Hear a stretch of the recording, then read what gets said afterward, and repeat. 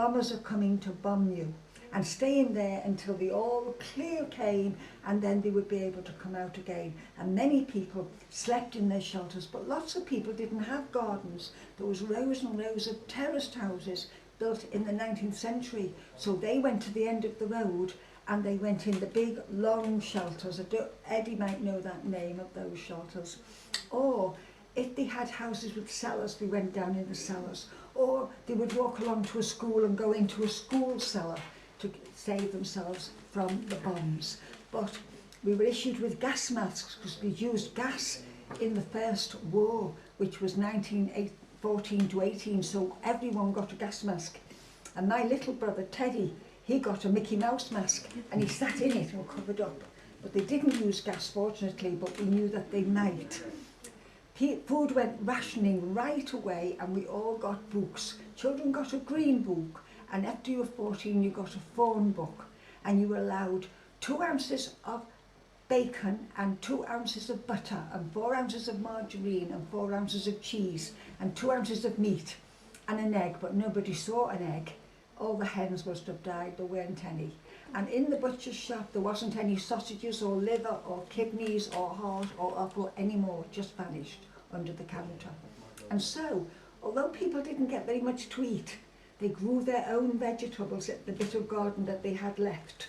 And everyone seemed to be much healthier and slim, and there were no obese children, and everybody was in it together and pulled together and were friends with everybody. Under the counter? Well, in a shop there's always a counter. It's not like the supermarkets of today that came out in the 60s.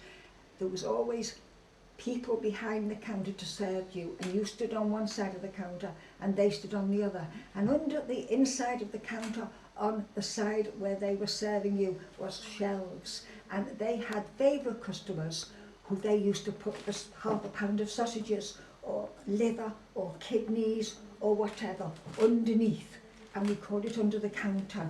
And they were only going to favourite customers, and everyone else, if they knew fish was in the fishmongers, because fish was not rationed, they would queue up till the van came, and then queue up just for half a pound or 6 ounces of fish, and suddenly it would run out and you'd all walk away. And tomatoes, you'd queue up for those. But again, even the fishermen had under the counter. Tell me about Sundays in the 1930s.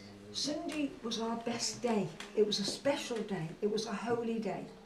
All the children went to church, and in the afternoon went to Sunday school, and you always had what we called Sunday best, and that was you had a frock, and you had a cardie, and you had pumps which you whitened on the Saturday, and white socks you only wore on Sunday, and you had a bath once a week on a Saturday night, and your hair washed with carbolic soap or sunlight soap and rinsed. And on Sunday everyone was dressed in their best, in their Sunday best, went to church, went to Sunday school, and they always had a Sunday dinner. Even the poor people had a Sunday dinner.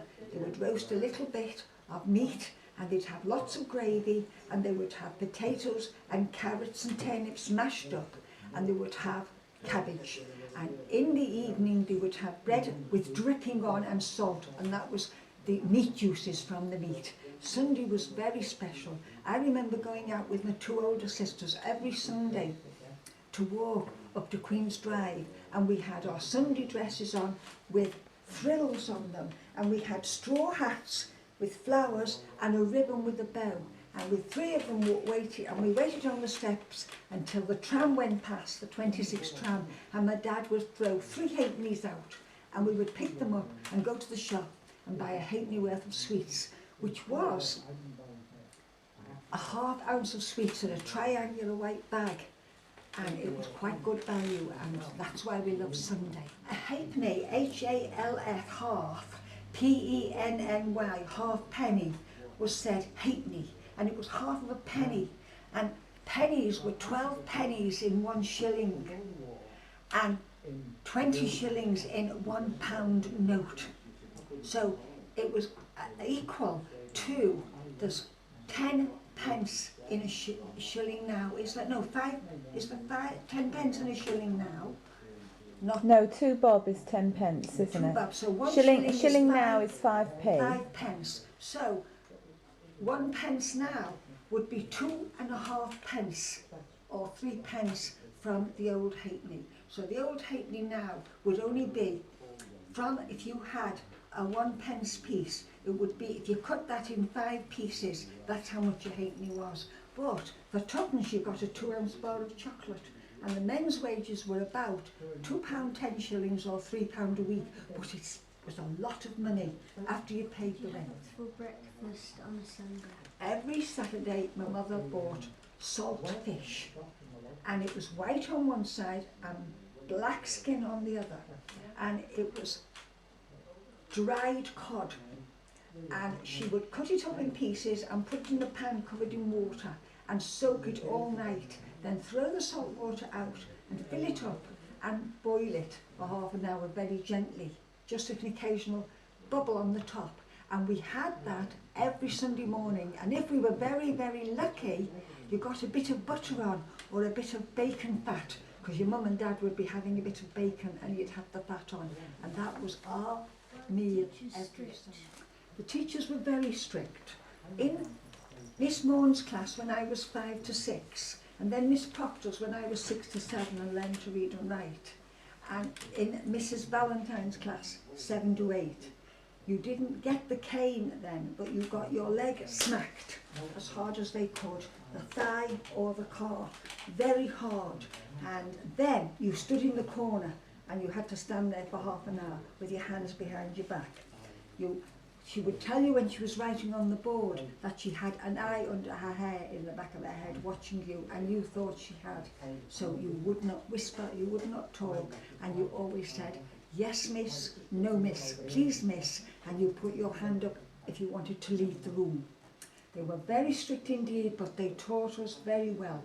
But they taught us how to learn parrot-fashion, so that we learned tables like 6 sevens are 42, 7 sevens are 49, 8 sevens are 56, 9 sevens are 63, 10, and so on. Or you said songs one over and over and over again, or you added up little sums down so you could add them in your head. And you would, by the time you were 7 years old, you could join the library, you could read, you could write your name, and you were polite. And by the time you were going into the class between 7 and 8, you were old enough for them to sort out those who they thought were duffers, they called in those days, and would send them to a school where they wouldn't learn anymore, or the ones that were going to go to a grammar school. And they were sorted between 7 and 8 years old. Did your sisters go to a grammar school? No. My elder sister Geraldine was not put in the scholarship class. She was very bright, but not academically. You know, like in theory, but she was quite good at other things, but not in school. And she went to Ella Green Road School after she left school at 11. And stayed there till she was 14, and then went and worked in Crawford's Biscuit Factory for £1 a week. And my next sister Gladys, she also was in a B class from when she was 8 years old to 11, and she went to Ella Green. And I went in the A class when I was 8 years old with Miss Ida, and I stayed with her, and she went in the next class and the next class. And when we were 10 and a half, we sat the review. And if we passed the review, which was 5 papers, which was arithmetic and history and geography and reading and writing an essay, they called it then, or a composition, you then passed the review and you were sent for 3 days to a grammar school. You were given 3 to choose from. I was given Egbert High or Holly Lodge or Queen Mary, and I put Holly Lodge because it was the nearest to where I lived on the tram car.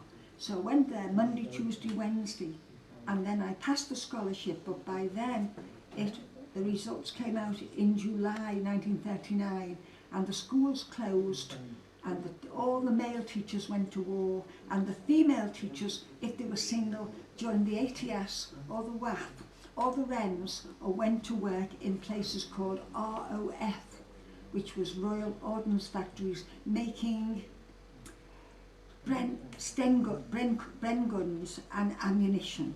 And lots of the girls, everyone wore a white turban and they wore a boiler suit, brown, but they soon looked very yellow because some of them were handling TNT and they got liver damage and died.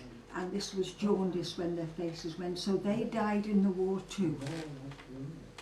So schools closed, and sometimes a teacher would come round, maybe once a month, in your house and talk to you. But there wasn't really any more school for a long time, and lots of children started getting evacuated because the cities, and I was in Liverpool, which had docks, and it had railway stations, and it had 2 big ROF factories. They were being bombed, but they were missing them sometimes, and houses were being bombed and many people killed, so children were sent away from the city into the country. Were you evacuated? Well, not at the beginning of the war, no.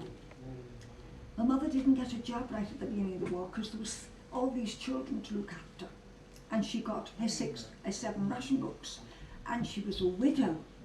But in May 1941, Hitler sent so many aeroplanes over Coventry and Birmingham and Liverpool and London to smash us to smithereens, and it was called the May Blitz.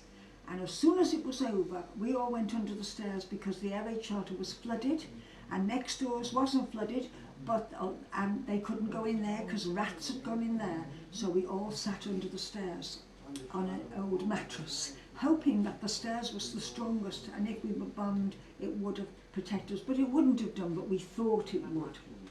Those that didn't, had very strong stairs, they would sit under tables and hope for the best. Lots of people that lived and went into air raid shelters. The air raid shelters were bombed and they were all dug out and they weren't dead. And at the beginning of the war, all the factories that were making furniture were told to make coffins, and all the coffins in 1939 and 40 were all folded up and sent by train to all the cities so that people could be buried. They expected an awful lot of what they called casualties in the civilian population. That was young children and mums and dads and elderly people, like I am now. So we all went to stay the night in our auntie's in Bootle, and she'd been bombed out 3 times from Vaux Crescent.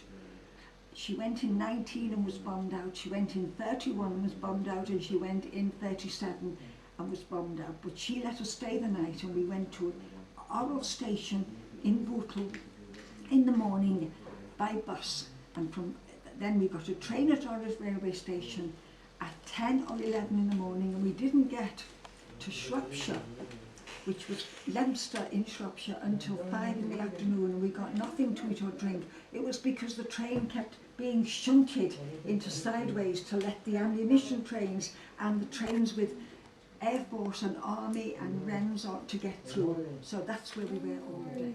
Evacuated. Who did you stay with? Well, for 2 weeks they kept us in Leominster in a big house while they deloused us all. Because living in the air raid shelter and under the stairs, we got what they used to call in those days biddies in the head, which laid eggs called nits. So we were all crawling there. And also we had lice on our clothes because we'd sat very close together in the shelter or in this. And also we were all so hungry that when you're what they call malnourished, the lice come on you more. So for 2 weeks we stayed in this lovely house with nice food, and they made a fuss of us. And every night we were washed in baths, and our hair washed and put Durback soap, and we went to bed with towels on. And in the morning we were combed out, and all the hair was cut off with the lysine. And after 2 weeks, when we were clean, we were all divided and put on buses and sent to different places like Ludlow and Lentwardine and Wigmore and all the different places, to people who would take us in and let us live there as part of the family. And they got 8 shillings a week. That was 8 12s, 96 old pennies for every child that was over 9 years old, and only 5 or 6 shillings for every child underneath. So Violet and Teddy, who were with us, she didn't get much money for them, but she got more for us. What was her name? Her name was Mrs. Goodall, and her husband, Mr. Goodall, had gone in the army as a gunner and came home deaf. And she had 2 children, Leslie and John, aged 4 and 2. And she lived in half of an old farmhouse, which was 2 rooms downstairs and 2 up. And there was a front room with a great fire. And from the chimney were chains with hooks on.